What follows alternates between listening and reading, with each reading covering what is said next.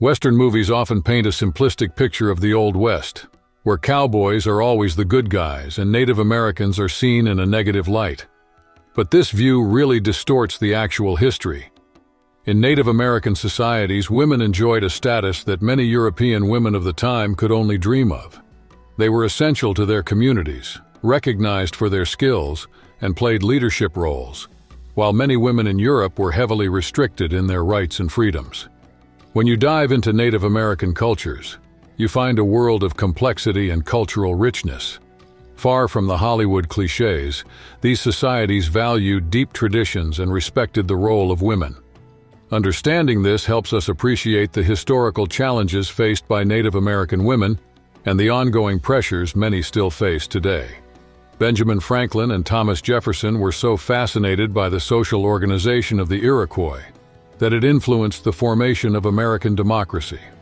Notably, in Iroquois tribes, women not only actively participated, but also held leadership roles in many areas of public life.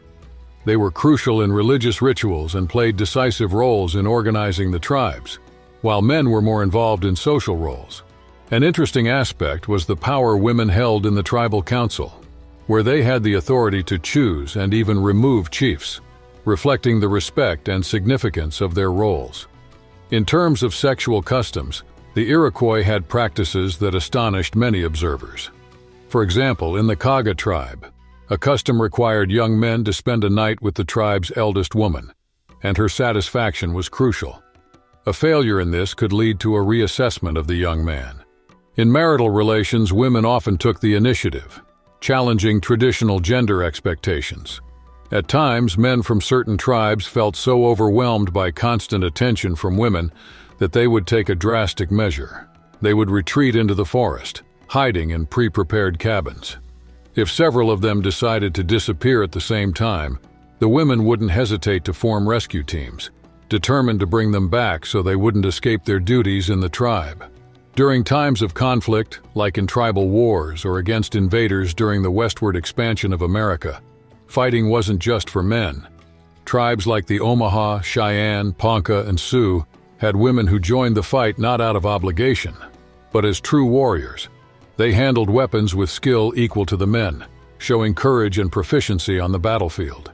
During clashes between the Texas Rangers and the Comanches, reports indicated that the Rangers made no distinction between men and women in battle. They considered the women even more dangerous as they never surrendered, often organized ambushes, and fought with relentless determination to the last moment. Among the stories that emerged from these conflicts, one notable tale is of a Cheyenne woman known as 10 No Nails. She gained fame in the Battle of Little Bighorn in 1876, where, according to legend, she was responsible for the downfall of George Custer, the American commander, in a significant episode of Native American triumph over the colonizers. Captain Robert Custer, who faced the Comanches in the 1870s, recorded in his correspondence the presence of a native warrior woman who fought with the intensity of a tigress. Armed with a bow and revolver, she displayed remarkable skill and fierce energy, symbolizing the resistance and desperation of her people amidst the conflict. The stories about these women exude exceptional courage and impressive martial skills. These accounts make it hard for anyone with sexist biases to dismiss them or confine them solely to domestic chores. Additionally, the family structures of these tribes were remarkably distinct for their time. While monogamy was common, polygamy was also accepted. For instance, in some tribes, a man could be so content with his wife that he felt compelled to invite her sister to join the marriage as a second wife, often without needing the first wife's approval. These practices, though strange to outsiders, were normal and rooted in local traditions and legends. There's an old legend about the arrival of a celestial man into the lives of two isolated sisters. He introduced them to the secrets of agriculture and cooking, an interaction that deeply influenced their marital practices, suggesting that a man could have two wives. The tribes used unique methods to balance gender ratios and manage birth rates. In ancient times, some Native American tribes adopted the practice of temporary wives. This custom ensured that all women had the chance to marry and have children, avoiding the stigma of celibacy. This arrangement was widely accepted and valued by the community. The concept of marriage in these cultures was surprisingly progressive and pragmatic. Young couples had the freedom to cohabitate and test their compatibility. If they found that the relationship wasn't satisfying, they had the option to separate. This flexible approach to marriage would only become common in the Western world much later, well into the second half of the 20th century.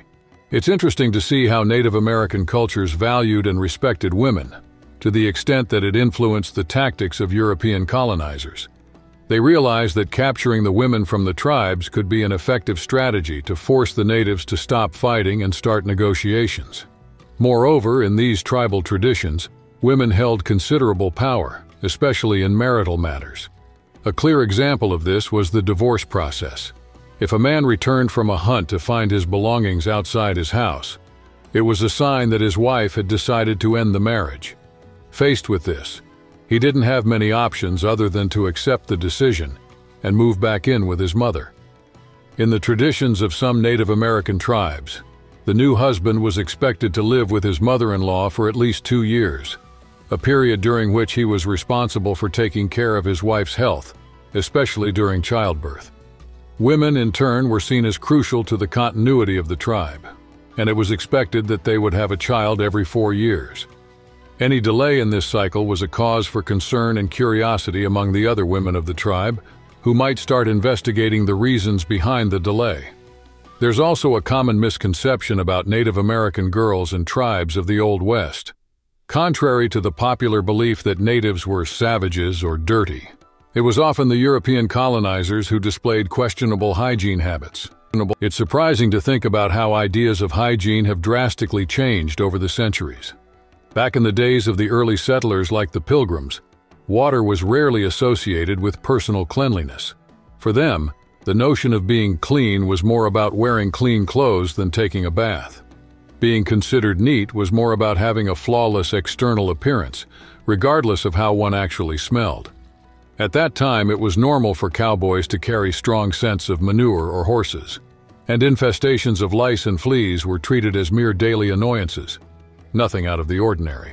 Interestingly, in 1620, the notion of cleanliness was deeply intertwined with religion. Some believers thought that suffering on earth, including neglecting personal hygiene to the point of developing open sores, was a way to express their devotion. In contrast, Native Americans, who often bathed in rivers and lakes, were labeled as savages by Europeans simply because their customs were different. European colonizers of the time had quite particular views on the practice of bathing in bodies of water, seeing it as indecent or even sacrilegious, as opposed to the indigenous peoples for whom bathing was a natural act of cleansing and purification. This discrepancy in perceptions is fascinating, especially considering that centuries later, in the 15th century, bathing in rivers and lakes became a common practice in Europe itself. The influence of Native American clothing and adornments goes beyond the aesthetic and deeply penetrates contemporary fashion, showcasing a lasting reverence for the rich cultural tapestry of indigenous peoples. In modern Western films, we can see a celebration of this tradition, reflecting a significant shift in perceptions over the years. Observing photographs from the late 19th and early 20th centuries, one notices the complexity and beauty of indigenous attire, which included meticulously decorated pieces with fringes, embroidery, and beads. These elements not only caught the eye but also symbolized deep connections with the culture and history of these peoples. Indigenous women in particular stand out for their resilience and grace, remaining impeccably presentable and honored in their traditions, despite the adversities faced. Indigenous women demonstrated deep knowledge of natural cosmetics, using a variety of homemade products to care for their appearance. They applied natural dyes to their hair, moisturized their skin with oils, and used shampoos they made themselves. Many of these ancient practices still inspire the modern beauty industry. However, these cultures also had their complexities and controversial aspects. One of the most striking customs relates to the treatment of women during their menstrual period, who were considered impure and required to isolate themselves, especially at communal meals. An illustrative episode of this practice involves Uisaka, a Native American who, defending ancient beliefs, attacked his own grandmother to prevent her from joining a communal meal, fearing her presence might provoke divine wrath and threaten the entire family. In traditional indigenous communities, the experience of women varied significantly between tribes. In tribes that settled in one place, women were generally treated with more care and affection. In contrast, in nomadic tribes, the reality for women was much harsher. In these latter tribes, women not only participated in important decisions, such as choosing leaders, but also faced a life of great challenges. They were seen almost as an extension of their husband's possessions, fully dedicating themselves to domestic chores, childcare, and meeting their partner's needs. The situation was even more complicated for older women in these nomadic tribes. With less strength to contribute physically, they often received less food and attention, being considered a burden. Meanwhile, methods to control birth were implemented, reflecting the desire to balance population growth with available resources, a constant concern in these communities. In ancient times, various indigenous tribes developed natural methods to prevent pregnancies. They used a combination of herbs and rituals, which proved especially valuable during times of scarcity, when each additional mouth to feed posed a significant challenge. With the arrival of colonizers, the social structure of sedentary tribes underwent drastic changes. Men saw the new order as an opportunity for personal gain, which unfortunately led to degrading practices such as trading or even giving away women and girls, often completely disregarding their feelings and desires. This interaction with colonizers also opened up practices like renting women to strengthen ties, an approach that, although controversial, was initially seen as a gesture of goodwill, similar to the offering of a peace pipe. For indigenous communities, the birth of a child with a white father could symbolize a strategic alliance and provide security for the tribe. In some indigenous tribes, like the Cree, it was common practice to offer girls for rent to white colonizers, which, despite being controversial and often disregarding the desires of the girls themselves, served to strengthen diplomatic ties between the tribes and the newcomers. Interestingly, many of these colonizers ended up forming marital bonds with indigenous women, creating a complex situation where personal relationships intertwined with diplomacy, though often at the cost of female autonomy. Some voices of the time argued that it was nearly impossible to resolve conflicts with the tribes without the influence of indigenous women. Over time, not a few tribal men, perhaps worn out by matriarchal dynamics or constant conflicts, began to see these arrangements as a way to delegate their responsibilities more broadly. Today in the United States, the indigenous population, which once included over 2,200 tribes, is now concentrated in about 550. These communities are mostly located on reservations in the American West, though some are in the North and Midwest, with almost none on the East Coast. Among the most notable are the Cherokee and the Navajo, with populations exceeding 300,000 and 220,000 members, respectively. Other large tribes include the Sioux and the Chippewa, each with over 100,000 members. However, not all tribes are officially recognized by the American government. The Bureau of Indian Affairs has received numerous recognition requests in recent years, but only a fraction of these have been approved. When a tribe receives official recognition, it gains the status of a sovereign nation, which is quite significant. This allows them to manage their own lands, create laws, and even implement their own tax systems. However, even with these rights, the path to recognition is usually long and fraught with obstacles. On the reservations, even those with recognized sovereignty, there are many challenges. Unemployment is high, living conditions are often poor, with a lack of basic services like electricity, limited access to education, and expensive food due to poor soil quality.